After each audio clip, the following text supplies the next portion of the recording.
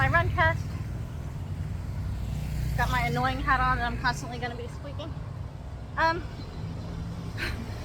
was thinking this morning about how people like to ask me if you could go back and tell your younger self something, or if you were going to offer advice to newbies, what would it be? And like, that's a very, very open-ended question. And I think that a lot of pieces of advice that we could offer to ourselves or that we could offer to beginners is something that you learn to appreciate much later, and you wouldn't have appreciated as a beginner, or like couldn't have even digested as a beginner. It's one of those things where like the lesson finds you when you're ready kind of thing. Not to sound like super esoteric about it, but I started taking these flexibility kind of mobility classes from my dance teacher because I don't actually mind that I'm not good at the dance, because it's not anyone's business. Like, I'm not doing it as a performance. It's not public, so I don't really care that I'm not good at it. I just like feeling it and doing it for my own enjoyment. But a lot of what makes me not good at it is my lack of flexibility. And I also note that my lack of flexibility impacts my recovery from Muay Thai. It doesn't impact my Muay Thai. Like, people ask me how to like stretch your hips or how to get more flexible for kicks and stuff. I'm an amazingly inflexible person, and I'm not a kicker, so I'm not gonna like say you don't need it, whatever. Maybe people who are super kickers are really flexible. I don't know. But there's no part of Muay Thai that I can't do because of my inflexibility. It's just like my body is sore and stiff all the time, and I think that I would probably have greater longevity, less pain, less inflammation, greater joy in movement if I spent more time with mobility and flexibility and being able to have more of that. So it got me thinking about Andy. When I first came to Chiang Mai, Andy Thomson was still at Lana. He's the one who founded the like western part of it with his wife Pom, who ran the Giat Busaba kind of Thai side of it. And when I first came to Thailand in 2010, when we came out for a short time, Andy was like full on in the gym. He's totally this like mad scientist of the mountain. He was really into reading Pavel, if you guys know Pavel. He's into kind of like supple leopard mobility, like one-legged squats kind of stuff. And Andy was way into it. And I didn't get the full effect of it when we first came, because we stayed for not that long. But when I came back, when we actually moved here in 2012, unfortunately Andy wasn't really full-time at the gym anymore. He was working delivering rings, disassembled rings, and then assembling them in different places all over Thailand, which is such an interesting thing. I really wish I could ask him about that now, given all of what Kevin and I have been researching about like the patronage of Muay Thai and kind of the growth of Muay Thai and what rural substance, like whatever, like all of this would be super interesting now. Unfortunately, Andy passed.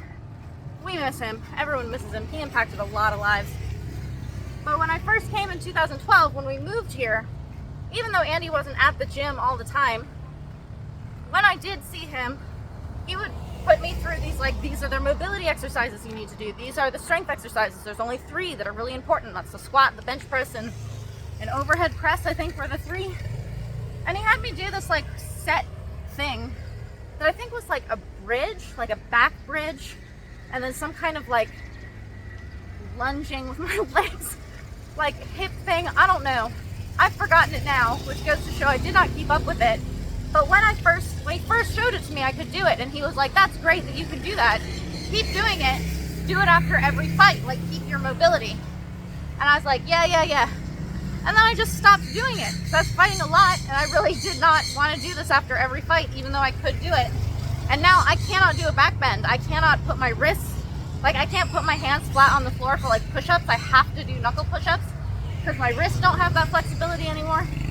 And so the advice I would give to people starting out is combine mobility and flexibility, not for the sake of like you'll be able to kick better if you have flexibility. You don't need it for the actual movements of Muay Thai, but for your like longevity and for being able to like be in your body more.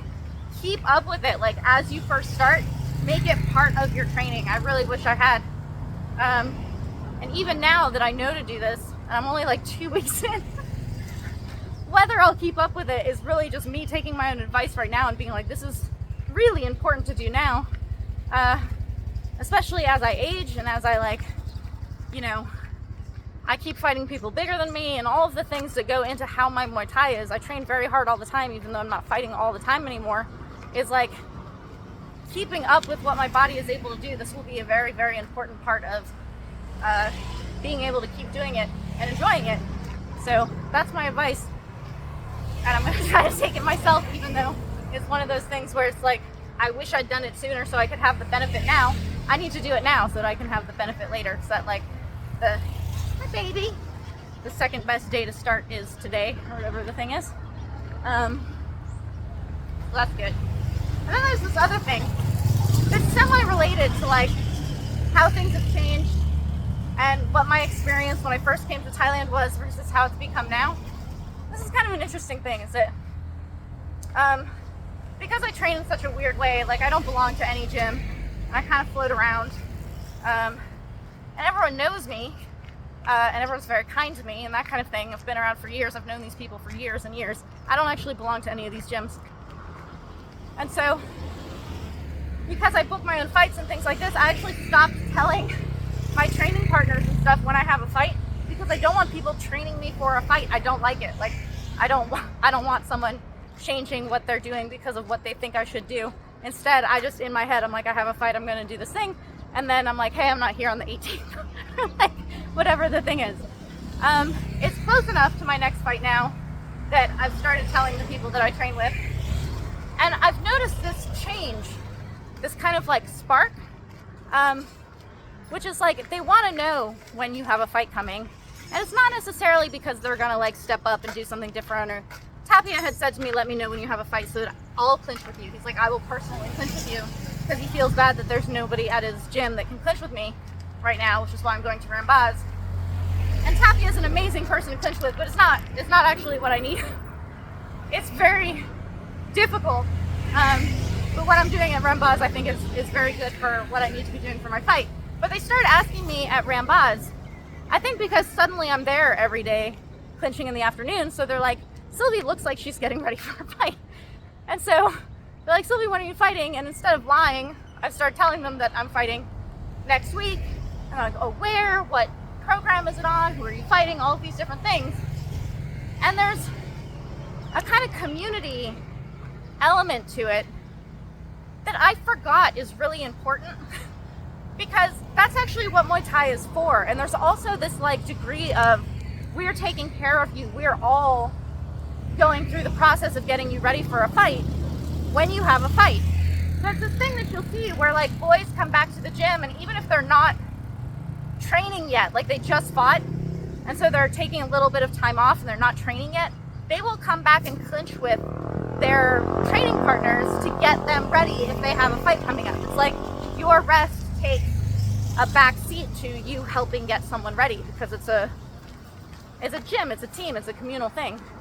And so even just the change in attitude, or the lightness, or the like recognition that people at the gym are offering me by knowing that I have a fight coming up, kind of has this thing that I'm like, God damn, Sylvie, I should tell people when I have a fight coming up, because it's so nice to have people like, they're like, yes, that's what Muay Thai is for, that's what we're doing.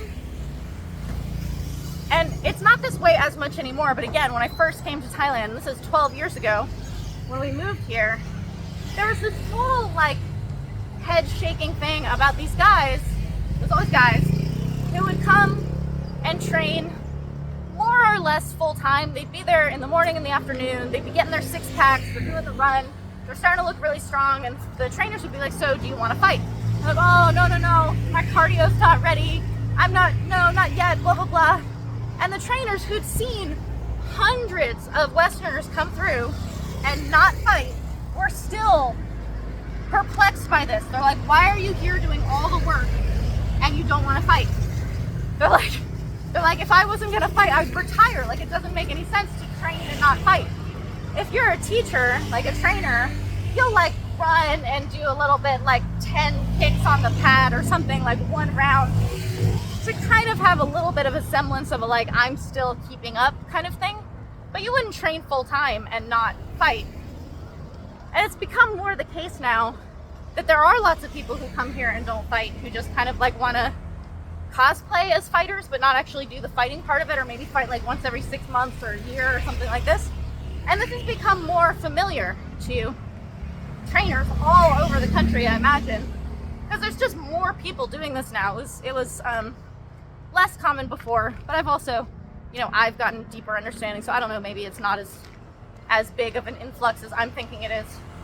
But I kind of like, because I'd seen that before, and because they're getting more used to it, this idea of like training and not fighting, I kind of had this whole like, yeah, Sylvie trains really hard even when she's not fighting. And people just kind of know this about me. They're like, Sylvie trains hard all the time.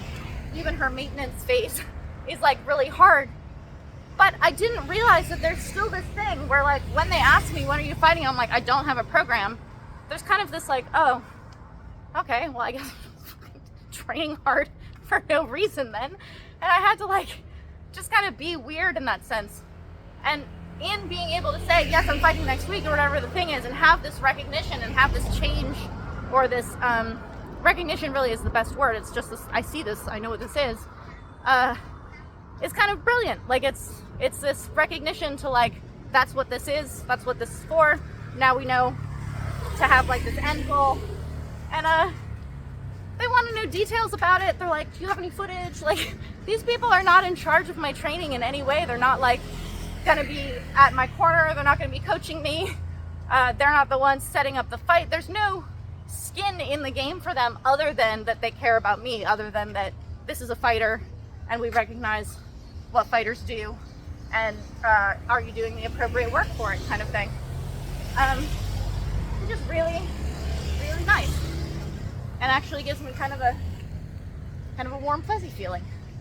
So that's nice that I have that going for me, even though I very, very often feel out of place in like the weird Mowgli in the Jungle Book, like the one that doesn't fit in with anyone else, even though I'm accepted for what I am, as what I am, kind of thing. I don't have like a place, kind of thing, which makes me feel really sad a lot of the time. But I am reminded again and again when I actually fucking let myself notice these things, that there are these points of acceptance and recognition, and like you're part of our responsibility, even if people are not actually literally taking me anywhere. So that's really nice. That's really positive. And this is not to say that you have to fight if you come. You can totally train and not fight if you come to Thailand. They have experienced this many, many times. But if you come to Thailand and you're training really hard, I think you should give a fight a go. You know, you'll know pretty fast after one whether you like it or not. I knew right away, even losing my first fight, that I really liked it and I wanted to keep doing it. So, you know, you could just do the one, and if you don't like it, it's not for you, that's fine. Or you could do the one and be like, huh, turns out I really like that. Or you could be like, meh, take it or leave it. I could have like one or two, and that's kind of thing. Everyone's different, and that's fine. And that's cool too.